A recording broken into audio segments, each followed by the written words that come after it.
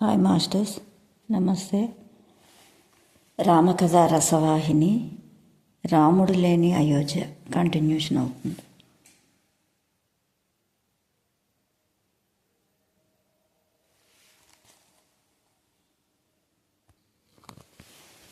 బురద నీటిలో నుంచి ఊపిరి తీయలేక కొట్టుకొని మీనము వలె రాజు ప్రాణంలో కుమారుల వియోగ దుఃఖం చే కొట్టుకున్నాను. మహారాణులు గొల్లుని ఏడ్చిరి. ఆ మహా విపత్తును వర్ణించి చెప్పుటకు సఖ్యం కాదు. వారి విలాపం చూసి దుఃఖం సహితం దుఃఖించక మానదు. 4 దుఃఖములు, రాణుల దుఃఖములు, రాజు దుఃఖము, నగరంలో దేవదాసి దుఃఖము నగరమంతయు కోలాహలంగా వ్యాపించెను. నిశిరాత్రి వేళ వనములో పిడుగులు పడినట్లు పక్షుల వలె నగరవాసులు వ్యాకుల చిత్తులయ్యిరి. క్షణక్షణము నీటి నుంచి వేరు చేసిన తామర వలె మహారాజు దేహం వాడిపోజొచ్చెను. కంఠము నుండి మాట రాకపోయాను, గొంతు ఎండిపోయాను, సర్వేంద్రియాలు ముద్దుబారెను. మహారాజు యొక్క అవస్థ చూసి కౌసల్య సూర్యుడు అస్తమించుచున్నాడని గమనించెను. కౌసల్య ధైర్యం తెచ్చుకొని దగ్గరకు వచ్చి పతి శిరస్సును తన తొడపై పెట్టుకొని చల్లటి మాటలను మెల్లగా వినిపించ ప్రయత్నించెను. నాదా, త్వరలో సీతారామ లక్ష్మణులు వచ్చి మిమ్మల్ని దర్శింతురు. నా మాట విని ధైర్యమును అవలంబించుడు అని ప్రార్థనలు దీనభావంతో తెలియజొచ్చెను. రాజు నేత్రములు విప్పి కౌసల్యం చూసి, కౌసల్య, నా రాముడేడి, నాకు చూపుము, లేక నన్ను రాముడి దగ్గరికి కొనుపోము. నా ముద్దుల కొడుకు కోడలు ఈ సమయమున నా చెంతన లేకపోయెను. లక్ష్మణుడు కనిపించడాయే అని తిరిగి మళ్ళీ తల కిందకు వాల్చెను.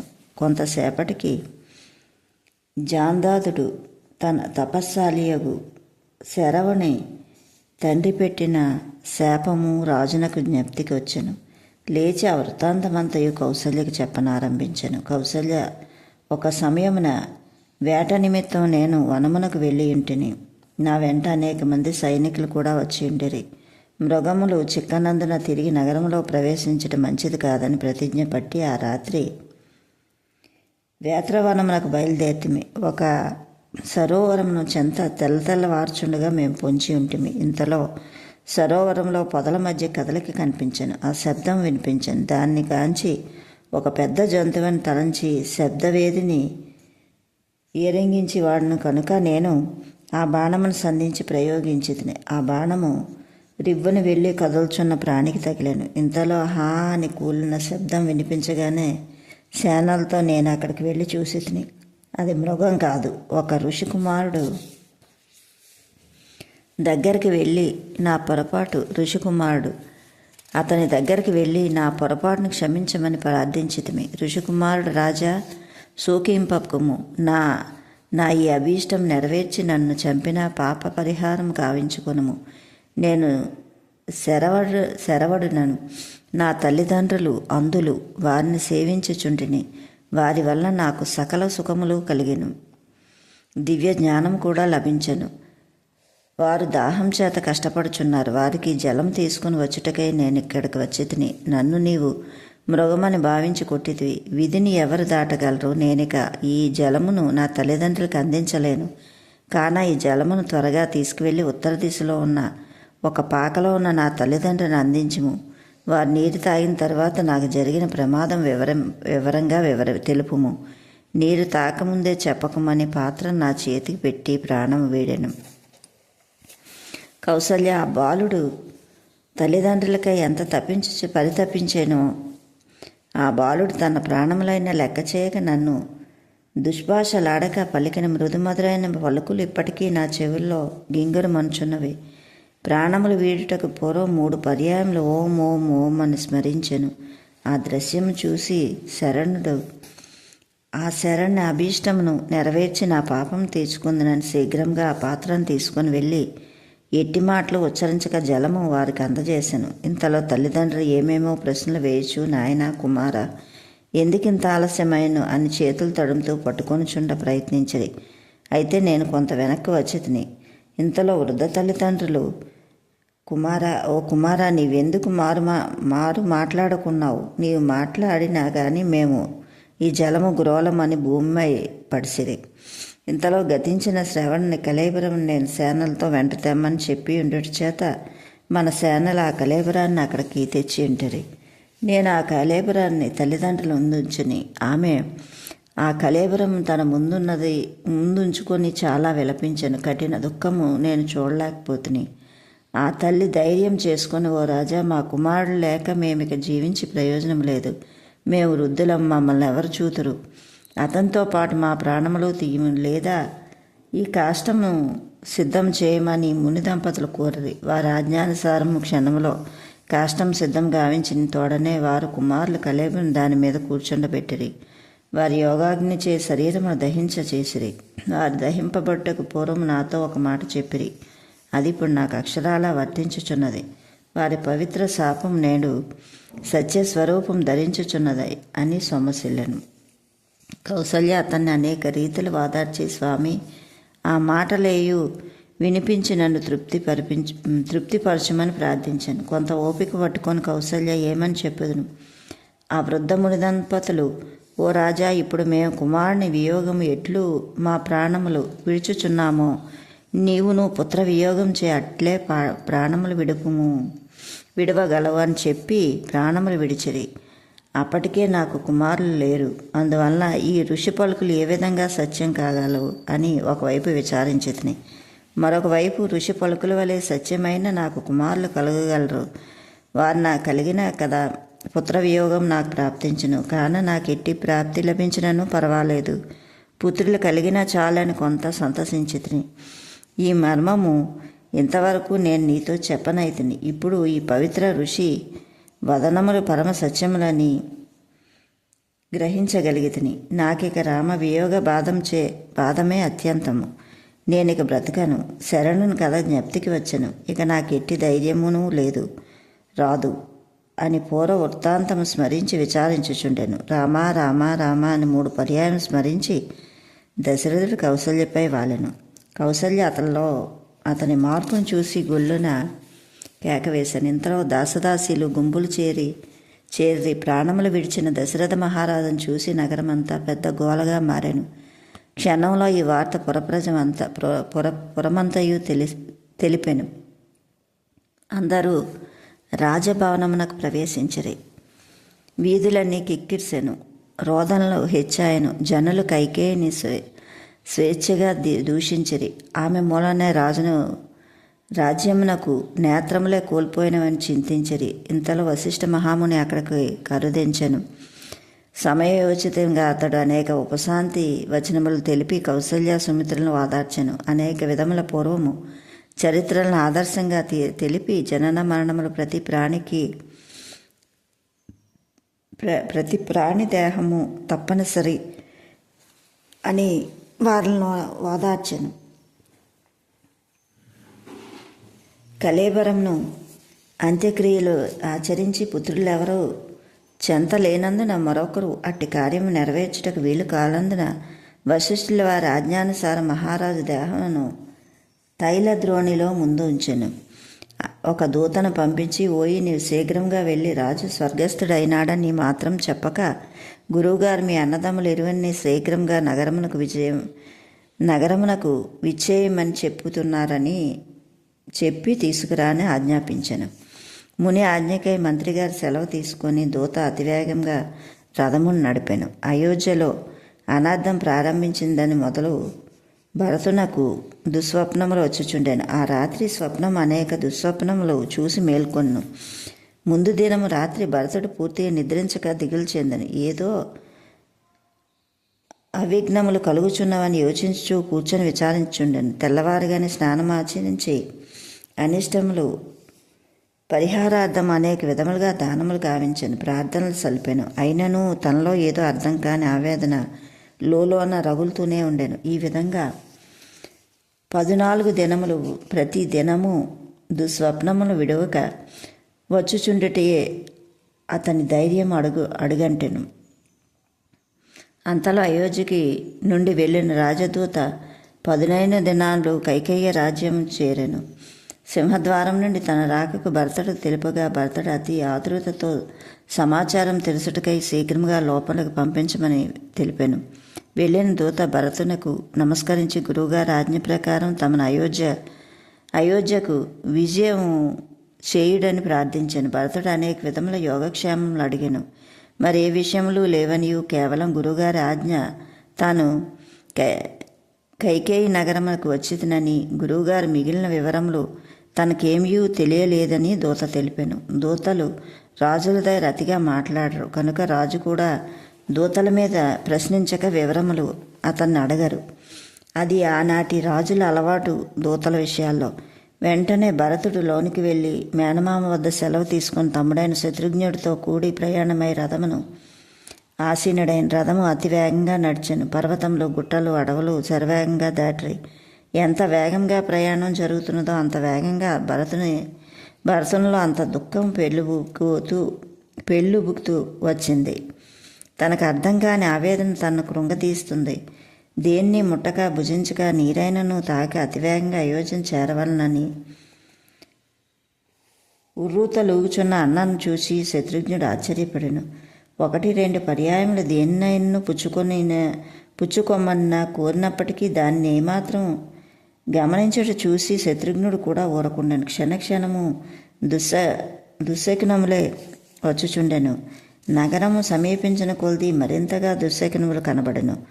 ఈ శుభస్థానము కూర్చొని కాకులు కుక్కలు భయంకరంగా కూయిచుండెను. ఇంతకాలం ఏ విషయము తలచక ధైర్యంగా ఉండిన శత్రుఘ్నుని మనసు కూడా కొంత కలత చెందెను. వారిరువురు నగరసింహం చూడగానే బేడకొట్టినట్టు భయంకరంగా ఉండెను. ఎన్నడో కట్టబడిన పచ్చడి మామిడి తోరణములు ఎండి చిటపటా శబ్దాలతో వేలాడుచున్నవి. ఇది మరింత అమంగళమునకు నిదర్శనంగా దృఢపడెను. నిత్యము పచ్చ తోరణంతో కలకల్లాడుచున్న నగర సింహద్వారము ఈ రీతిగా పాత తోరణములు తీయక పచ్చ తోరణములు కట్టక ఉండటంలో అంతర్ధానము గుర్తించిరి సోదరులు. నగరంలో ప్రవేశించగానే అశ్వశాల గజశాల మొదలైనవి కనిపించును. వాటిని చూడగానే భరతుడు గుండెలు బద్దలయ్యనా అన్నట్టు దిగ్భ్రాంతి చెందెను. అశ్వములు గజములు కదలక మెదలక తలలు వాల్చుకొని కంటికి దారులు కార్చుచుండెను. మావటీడు రైతులు ఇత్యాది పరివారమంతా విచార సూచనలతో తలలు వంచరి. ఇంకా ముందుకు నడిచిరి. రాజవీధుల్లో అన్ని గృహములు తలుపులు మూయబడి ఉండెను. రాజవీధులు దుమ్ముతో నిండి ఉండెను. పురోజనులు రథమును చూసి అశుభముగా తలలు కిందకి వంచిరి. కంటికి దారుల కార్చిరి. వజ్రాలు బజార్లు మిగిలిన అంగళ్ళు కూడా పూర్తిగా మూయబడి ఉండెను. వీటికి కారణమేమోనని ఎవరైనా అడుగుటకు కూడా భర్తటకు నోరు రాలేదు. స్తంభించిపోయాను. నేరుగా రాజభవనమునకు చేరెను. అక్కడ ద్వారపాలకులు జయ జయ ధ్వనులు పలకక పతాకములు వాల్చి తలల కిందకి వంచరు. ఏదో అశుభం జరిగిందని పూర్తిగా గ్రహించి లోనికి వెళ్ళాను. కైకేయి తన కుమారుని రాకను గమనించి ఆనందంతో కుమారునికి ఎదురేగాను. ఆమెతో వెళ్ళిన దాసదాసీలు దుఃఖం చేత పీడితులై ఉండేది. వారి ముఖములు చూసి భరతుడు కూడా విచారంతో ఏమీ పలుకగా ముందు కప్పిన వాని వలె నిల్చెను. పలకక మంచు కప్పిన వాని వలె నిల్చెను. ఇంతలో కైక నాయనా భరత మేనమామల క్షేమమే కదా అని అడుగుగానే అందుకు ఏదో సమాధానం చెప్పి భరతుడు నాన్న అన్న పెద్దమ్మలు అందరూ క్షేమమే కదా అని తిరిగి అడిగాను. అందులో కైకేయ ఊరకుండుట చూశాను. చుట్టూ ఉన్న దాసదాసీలు కంటినీరు పెట్టుకుండుట చూశాను. తల్లి ఏదియూ దాచిపెట్టదన్నది సంగతి తాను గ్రహించి అమ్మ నాన్నగారు ఎక్కడా అని అడగగానే దాసీలు గొల్లు నేర్చిరి. అది గమనించి కైక దాచడం మంచిది కాదని తాను కూడా కంటిదారులు కాచుతూ కపట దుఃఖం ప్రకటించెను. భరతునికి ఏమీ అర్థం కాక ఎవరికేమి ప్రమాదం సంభవించిందో ఏమో అని వివరము తెలుపునని దీనుడై తల్లిని ప్రార్థించెను. అంత కైక నాయన ఏమందును మందర సహాయం నేను అన్ని కార్యములు సాధించితిని కదా అని ఎంతో సంతోషంగా ఉంటిని. కానీ ప్రారంభంలోనే నా కార్యక్రమాలు అన్నీ పటాపంచలాయను. దైవం చిన్నచూపు చూశాను. మహారాజు మీ ప్రియమైన తండ్రి స్వర్గస్థులైరి అని ఏడ్చాను. ఆ మాట వినగానే సింహనాదం వినిన ఆడ ఏనుగు వలె భరతుడు హా తండ్రి అని నేలకూలెను. శత్రుఘ్నుడు మొదలు కొట్టిన అరటి చెట్లు వలె నేలవాలెను. వారి గోల వర్ణాతీతం. భరతుడు తలను బాదుకుంటూ తండ్రి ఏమీ మా దురదృష్టము, మీ ప్రాణ ప్రయాణ సమయమున మీ వద్ద ఉండలేకపోతుంది కదా. మేమెంత పాపాత్మలం, పుట్టిన 9 బిడ్డల్లో 9కి ఒకే ప్రాప్తి లేకపోయిన కదా. అంత్య సమయమున మీ చెంత నుండిన రామలక్ష్మణులే ధన్యులు. అన్నిటికీ అదములు భరత శత్రుఘ్నులు. అయ్యో మేమెంత దురదృష్టవంతులము. అంత్య సమయమున మమ్మల్ని ఎంత కలవరపరిచినదో కదా. మాకు ఏమీ చెప్పనుంటిదో కదా. పోనీ మాకు చెప్పవలసిన విషయం మా ప్రాణ సమానమైన రామునితో చెప్పియుండు. అక్కడికైనా వెళ్ళి కనుక్కొని కొంత శాంతి నొందుదాం కదా. తమ్ముడా, రాముని చెంతకు వెళ్దాం రమ్ము.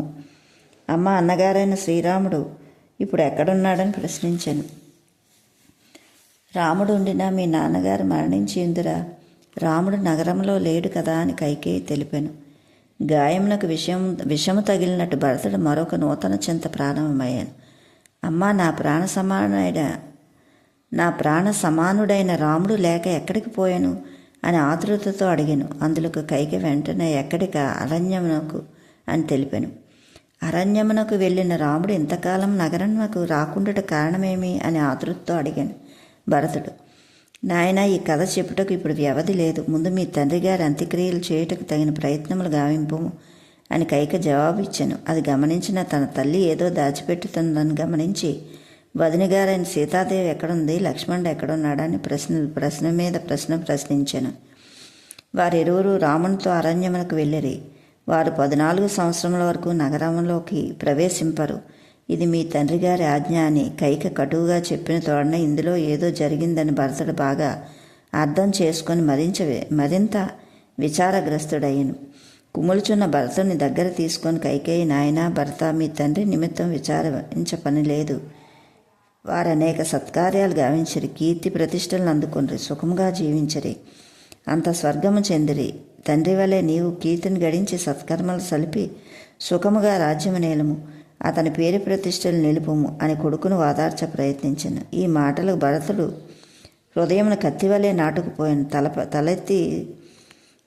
తలపై సుత్తివలే మోదెను. కైక మాటలు శత్రుఘ్నుడి శరీరమును మండెను.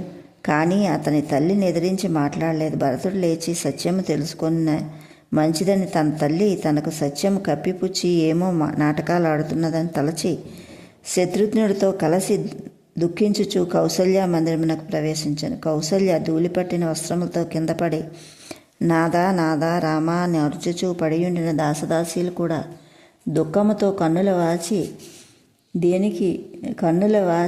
దేవికి సేవలు చేయుచుండిరి.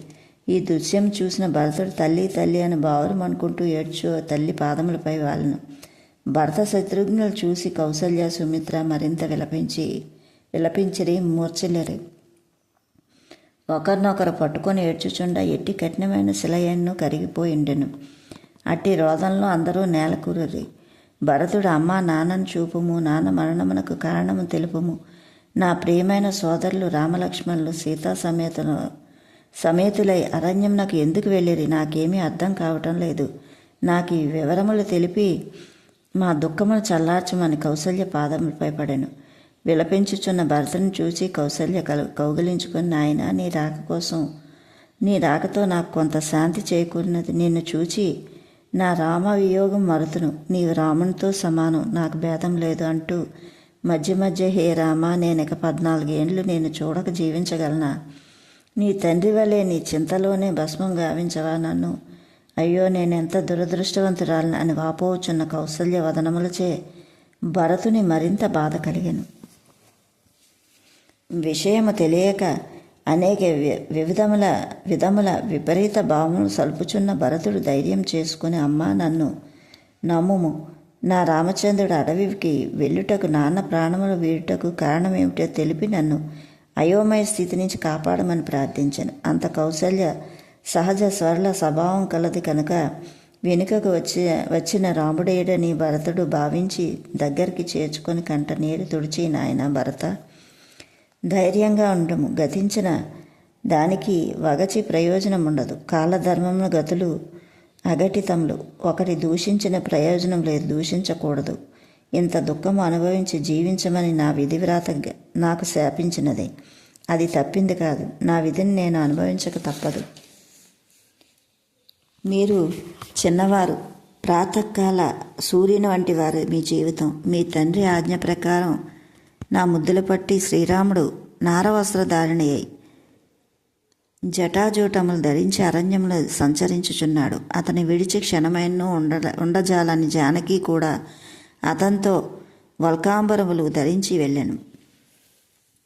లక్ష్మణుడు రామ వనవాసం తప్పించుటకై అనేక విధముల ప్రయత్నములు సలిపి విఫలుడై రాముడు లేని అయోధ్య నాకు అరణ్య సమానమని వెంటనే రామునితో ప్రయాణమై వెళ్ళెను.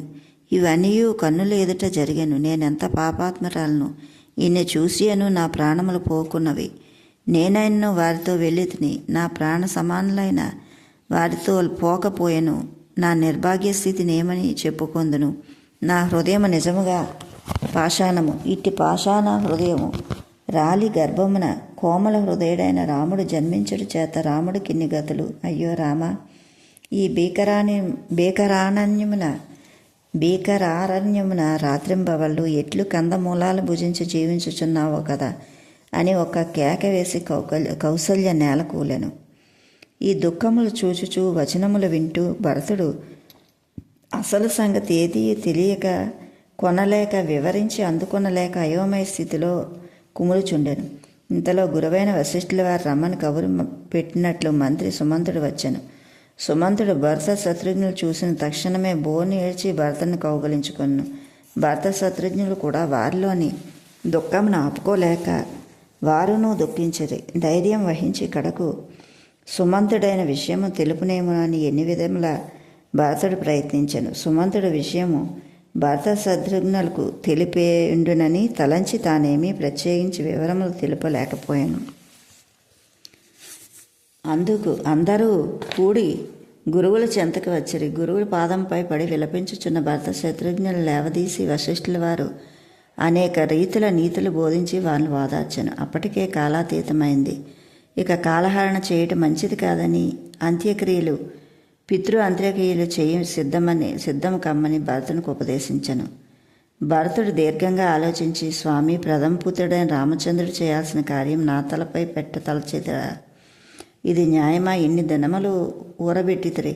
ఇక 2-3 దినములు ఉండినా నేనే నా సోదరుడైన శత్రుఘ్నుడితో వెళ్ళి అడవిలోకి వెళ్ళి నా రామచంద్రుని తోడుకొని వత్తును ఆజ్ఞ చేయడని ప్రార్థించాను. అందుకు వశిష్ఠుల వారు, నాయన, నీవు అమాయకుడు. రామచంద్రుడు తనకు నియమించిన కాలము గడవక ముందుగా వచ్చుట ఇష్టపడడు. ఏకవాక్య పరిపాలకుడు. నీవెన్ని చెప్పినను రాముడు 14 వర్షముల అరణ్యవాసములు చేయక అయోధ్య ప్రవేశించడు. నీవు ఈ ప్రయత్నం పూనుకొరక తండ్రి అంత్యక్రియలు ఆచరించి తదుపరి నీ ఇష్ట ప్రకారం గావించుము అని పదే అనేక విధములు బోధించిరి. చేయనది లేక భరతుడు సరి అని వేదోక్త ప్రకారం తండ్రి కళేవరం స్నానం చేయించి తీసుకుని పోవుటకు తగిన ఏర్పాట్లు గావించను. ఇంతలో తనకి ఏదియో ఒక భావం హృదయమును మొలకొత్తగానే అంతఃపురం సరాసరి వెళ్ళి కౌసల్య సుమిత్ర పాదములపై నమస్కరించి, తల్లులారా, మీరు సహగమనముకు ప్రయత్నింపకూడదు అనియు అట్లు ప్రయత్నించు పక్షమున తాను కూడా తండ్రి అంత్యక్రియలు